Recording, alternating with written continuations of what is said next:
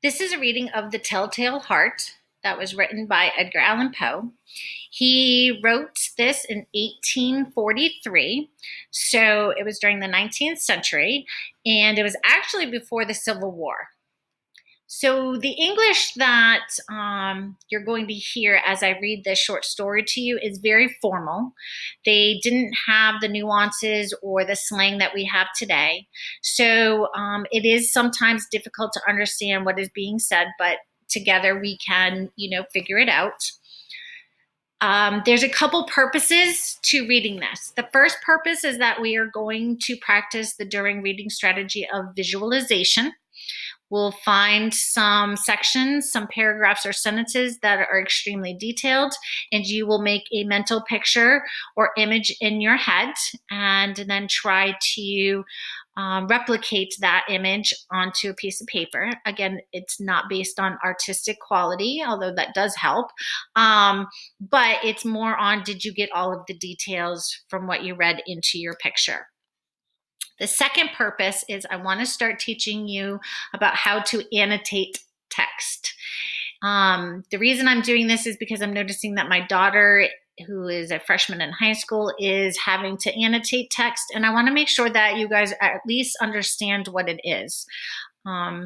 So those are the two purposes for reading this. Edgar Allan Poe wrote mysteries and terror. He's kind of like the king of macabre, which is, means like terrible murder, stuff like that. He's kind of like the Stephen King of the 1800s. And I thought it was appropriate to read this short story right before Halloween. This is a higher level reading. It is a 10th grade reading level. However, I know that with you and I reading it out loud together and discussing it, you can absolutely understand the plot and the characters and definitely, be able to respect the details that Edgar Allan Poe puts into his writing. So I'm going to start reading, and as I start reading, you'll see that there are some things already underlined or written on the side, and those are my annotations. You don't have to annotate right now on yours. You just have to listen to the story, and then if you have any questions, you can email me or ask me tomorrow during our class, what those questions are. So true, nervous, very, very dreadfully nervous I had been and am. But why will you say that I am mad? The disease had sharpened my senses, not destroyed, not dulled them. Above all was the sense of hearing acute. I heard all things in the heaven and in the earth. I heard many things in hell. How then am I mad? Hearken and observe how healthily, how calmly I can tell you the whole story.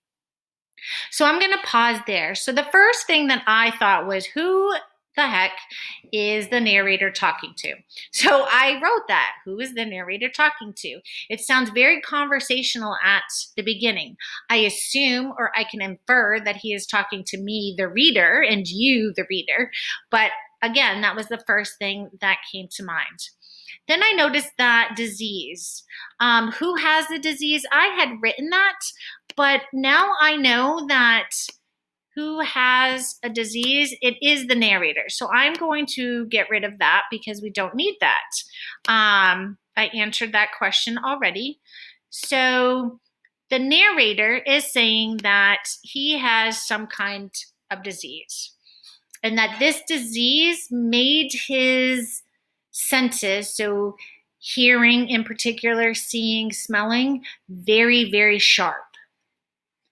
I also noticed that he said, how then am I mad? Not like the reader has asked a question. We haven't asked anything.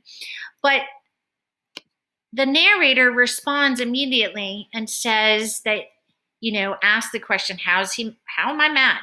Well, then I was thinking, well, mad has a lot of meanings. It can mean mad angry, or it can mean mad insane. So I'm not really sure at this point which one he means. So those are some of the things that I noted in my annotations.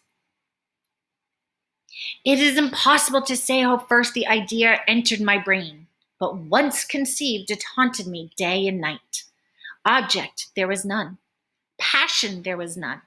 I loved the old man. He had never wronged me. He had never given me insult. For his gold, I had no desire. I think it was his eye. So I'm going to pause there, and I'll get back to his eye. So my big thing was, well, who's the old man? So what old man is this narrator talking about? Again, he assumes that the reader knows what he's saying.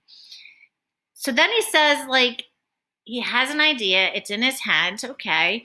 He loves the old man. We don't know which old man, just an old man.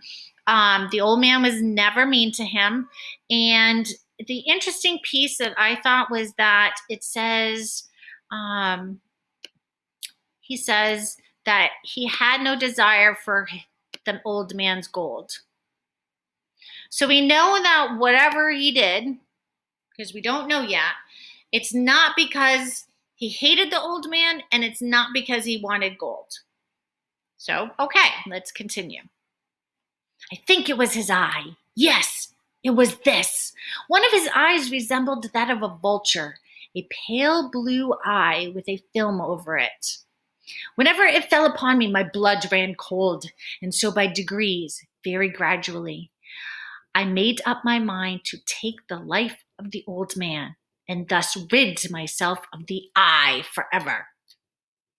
So we just found out pretty quickly that he killed the old man. And I did have, when I was reading this, my first reaction was, that's disgusting. Just my visualization in my head of a vulture eye with a pale blue and a film over it, just, it was gross. So that's why I have the word gross. So if there are any other annotations that you want to make, then please do so now. If not, we're going to continue to the next paragraph.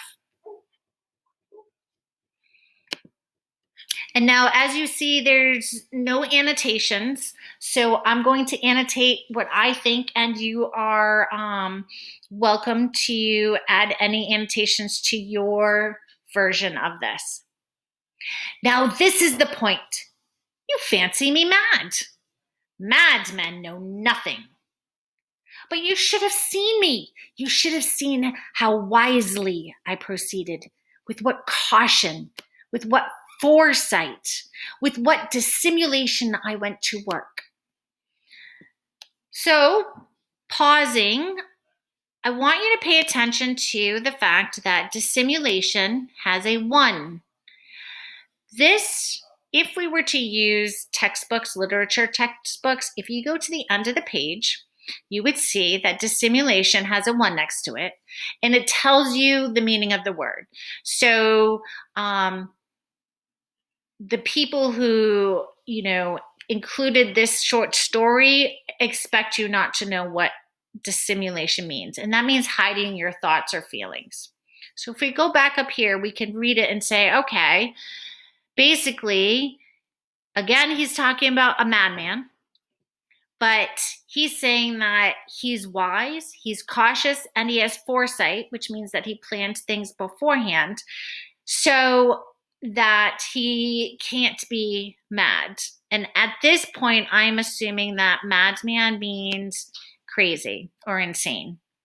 So insane. I'm just going to note that so I don't have to worry about angry anymore.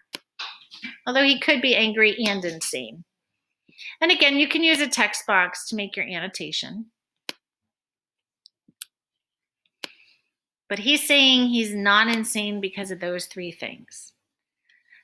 I was never kinder to the old man during the whole week before I killed him. So there's a timeline right there, the whole week before I killed him. And every night, about midnight, I turned the latch of his door and opened it. Oh, so gently. And then, when I had made an opening sufficient for my head, I put in a dark lantern, all closed, so that no light shone out, and then I thrust in my head. Oh, you would have laughed to see how cunningly I thrust it in. I moved it slowly, very, very slowly, so that I might not disturb the old man's sleep. It took me an hour to place my whole head within the opening so far that I could see him as he lay upon his bed. Ha! Would a madman have been so wise as this? And then, when my head was well in the room, I undid the lantern cautiously. Oh, so cautiously, cautiously, for the hinges creaked. I undid it just so much that a single ray fell upon the vulture eye. And this I did for 7 long nights, every night, just at midnight. But I found the eye always closed, and so it was impossible to do the work. For it was not the old man who vexed me, but his evil eye. And every morning when the day broke, I went boldly into his chamber and spoke courageously to him, calling him by name in a hearty tone, and inquiring how he had passed the night. So you see, he would have been a very profound old man indeed to suspect that every night, just at 12, I looked in upon him while he slept. So we learn a couple things. First, we learn about when the story is taking place.